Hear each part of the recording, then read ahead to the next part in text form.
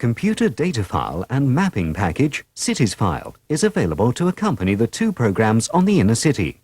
In addition, the Place and People Activity Book, which includes photocopy masters, has also been produced to accompany the television series. Full details of these materials, including prices, can be obtained from Mercury Educational Products, 8 to 10 Lower James Street, London W1R 3PL, or by contacting your local ITV education officer.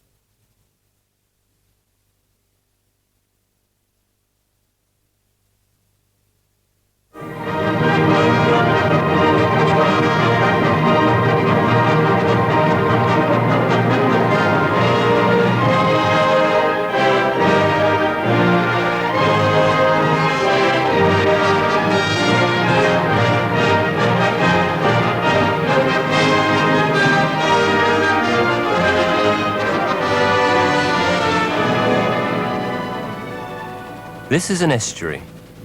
It is in fact the Mersey in northwest England, but it's a good example of an estuary anywhere. Industrialized and a prime location for ports.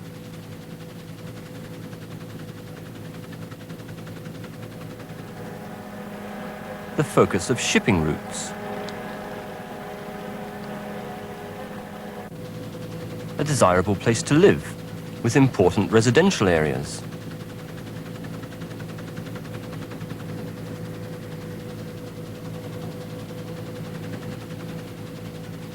Tidal, exposing great mudflats at low water, but also a place of hidden dangers.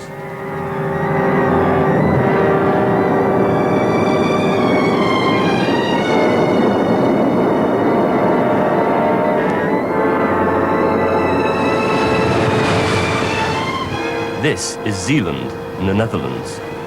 It is February 1953, and a combination of exceptionally high tides backed by onshore storm force winds has broken the coastal defenses.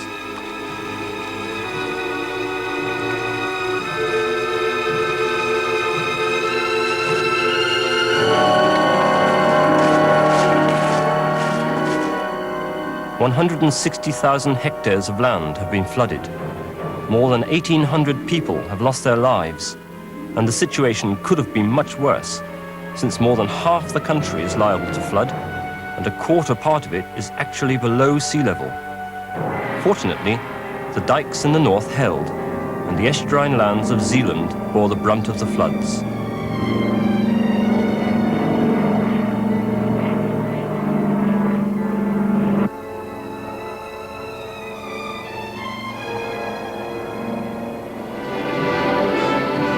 A desperate battle was fought to close the dikes. Here, giant hollow concrete sections called caissons are being lowered into place. They had been built for the Allied invasion of Europe in 1944 and were towed over from the United Kingdom.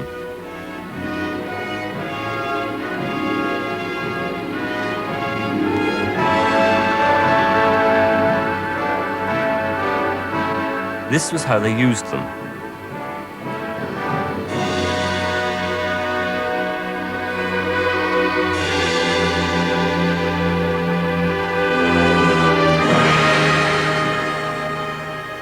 They are still there today, but they are no longer needed. They form a sort of memorial to the 1953 flood disaster. New dikes have been built to protect the land from the sea. The scale of the problem is immediately apparent in the small towns which huddle behind the Zeeland dikes. This is one of them, Zierikzee. And the reminders of the great floods of 1953 are everywhere. This is the height the water reached in this street.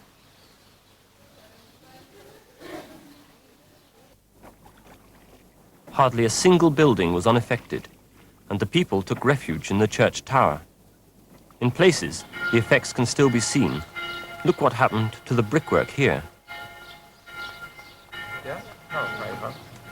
It's not surprising, then, that the battle with the sea figures large in the curriculum of the secondary school in Zierikzee. These students are on their way to a field study site. And not surprisingly, the site is near the sea. They are in fact studying the relative levels of land and sea in an area quite near to where the caissons were lowered. Using simple instruments, they establish levels and survey the dike.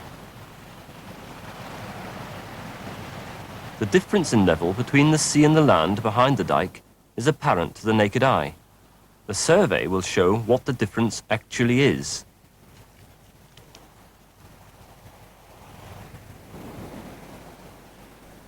They will use their measurements to draw a cross-section of the dike, with the sea on the right and the land protected by the dike on the left. It will look something like this. See the difference in level. In much of Holland, the land, reclaimed from the sea, is below sea level, like this.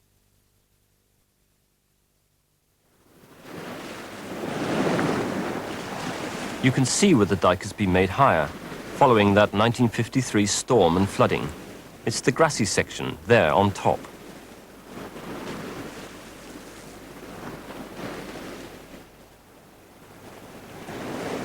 The students sample the seawater, and also the water in the drains on the other side. A certain amount of salt water penetrates the dike, but not very much. For the students, a man-made defence was the centre of study. But Zealand's main defences are natural. They're the great dune systems which line the coast. In places, these rise more than 30 metres above the sea, and behind them, the land would appear to be completely secure.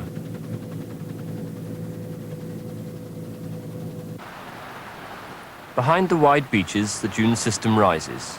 Embryo dune, fore dunes, and main dune ridges.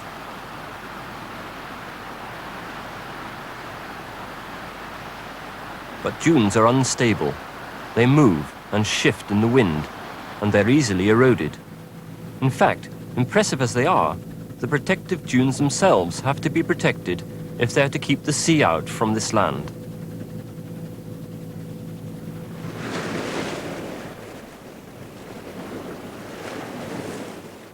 On the beaches, groins like these have been built to retain the sand. A beach breaks the power of the waves and supplies new sand to the dunes behind. And here, on the seaward side of the dune system, the shifting sand has been covered with rocks, concrete blocks, and even tarmac. This would not keep out the sea, but it might maintain the dunes, and that is the best form of defense. The activity is tremendous. There are engineering works everywhere. The cost is enormous, but it pales into insignificance when compared with costs incurred when there are no dunes. In places like the mouths of estuaries, through which the sea and the floods can easily pass.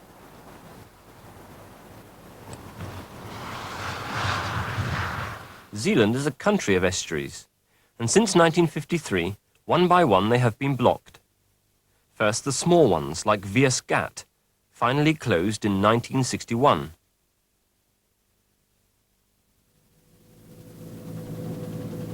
A large dam by British standards, but small here, particularly compared to what was to come.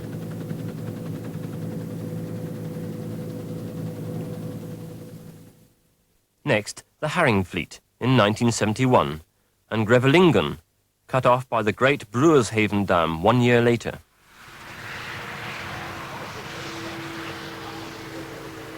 It looked as if the whole of Zealand was being ringed with concrete and steel to protect it from the sea. In fact, by now only the two estuaries of the Scheldt remained open, and they provided even greater challenges than Haringvliet and Grevelingenmeer. The eastern Scheldt was next. If this were closed by another dam, the sea would be cut off. A non-tidal freshwater area would be created behind the dam, completely changing the environment there.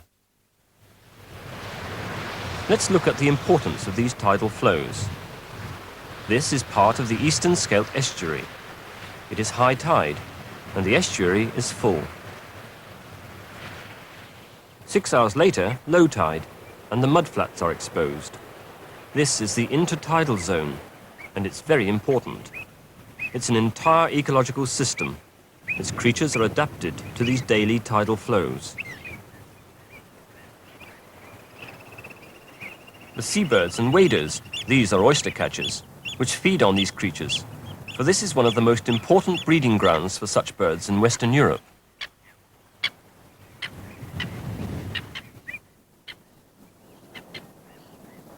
Black-headed gulls, cormorants,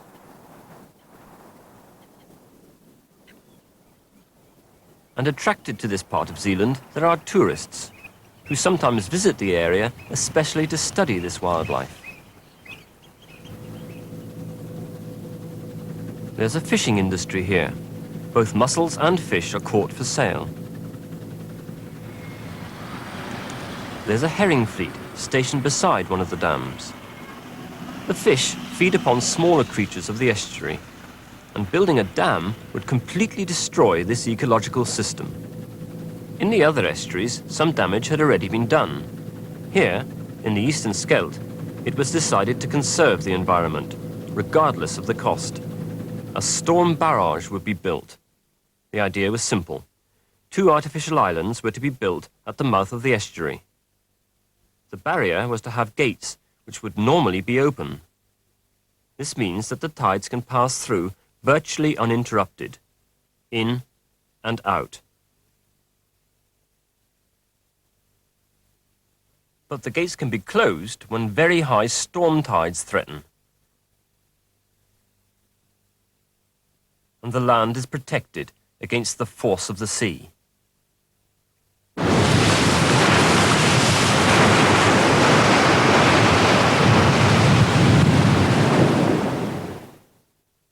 Building it was more difficult.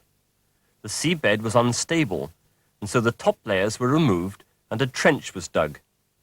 Vibrators were used to compact the sand so that it could support the structure.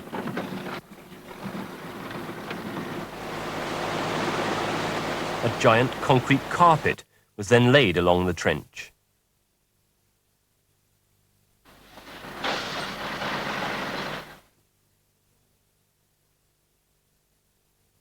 Piles were driven deep into the seabed to provide foundations for the floodgates.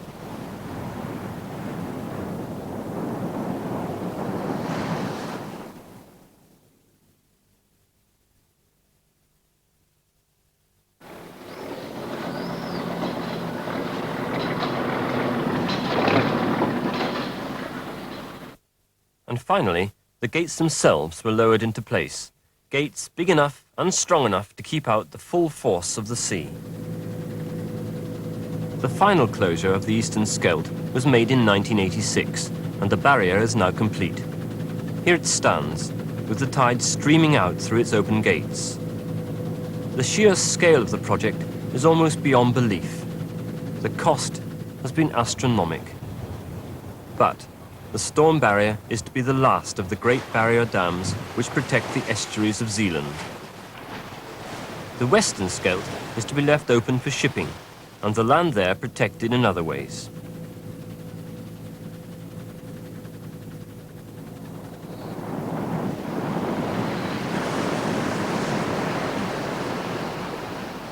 But the barrier isn't quite complete. It's designed to carry a major road, and this is still being built. This is one of the byproducts of coastal defence works in this area.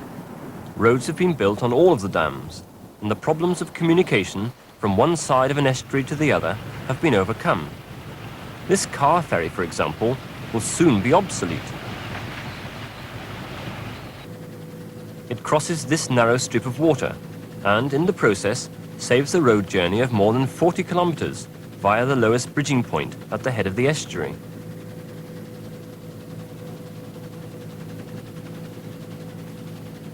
It's very important to the farming communities on either side of this stretch of water.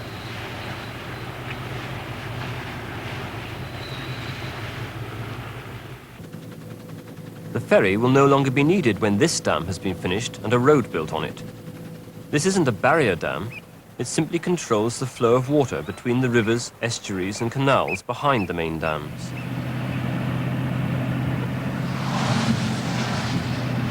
Where there are no dams, bridges are built so that the road network will be complete.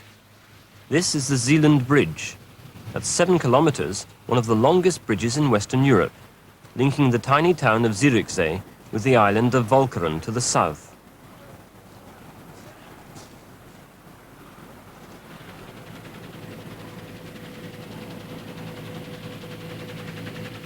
With the roads come people. Parts of Zeeland are within commuting distance of Rotterdam. All of Zeeland is now accessible to holidaymakers from as far afield as France and Germany. Marinas have sprung up everywhere. There are more than 50 in the province. Even the dams have become major tourist attractions, so that the leisure industry is now a major money earner in what was once a remote and underdeveloped part of the Netherlands.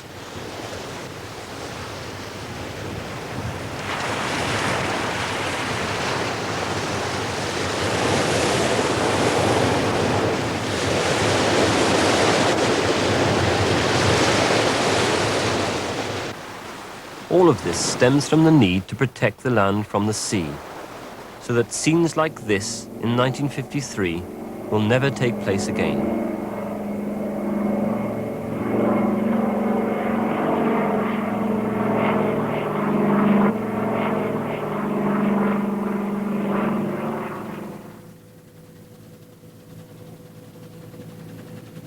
In the Netherlands, the need to protect lives and property has had to be balanced against the dangers of changing the environment. And this is not only a Dutch problem.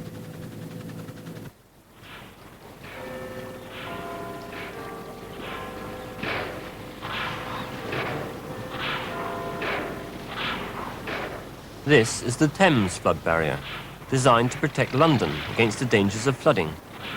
It is needed because southeast England is sinking relative to the sea, just a few centimeters every 100 years, but enough to bring the possibility of devastating floods ever nearer. The problems are similar to those seen in the Netherlands. The solutions are identical.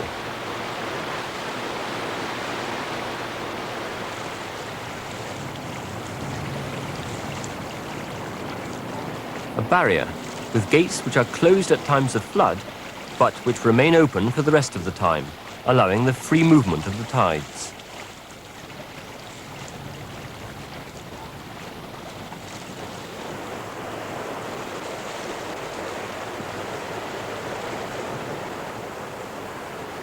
And the Thames is not the only estuary for which controls are planned. This is Liverpool, on the Mersey estuary.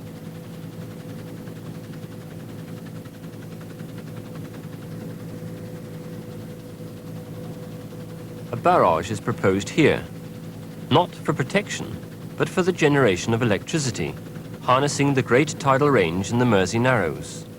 And what is good for the Thames and Mersey is good for the rest of Britain. There are estuary plans everywhere. Here are some of them. The Thames, the Severn, the Dee, the Mersey, the Humber, the Wash. The list is almost endless, and if all these barrages were built, the coastal environment of Britain would be changed forever. The great mudflats, like these, would disappear. The ecology would change. Entire ways of life could vanish. Most of those barriers will not be built, but if any are, the dangers to the environment are enormous. Against the demands of industry and the increasing needs of an increasing population for power and for water supply, we must set the need to keep our environment in balance and to preserve our natural heritage of beauty for future generations.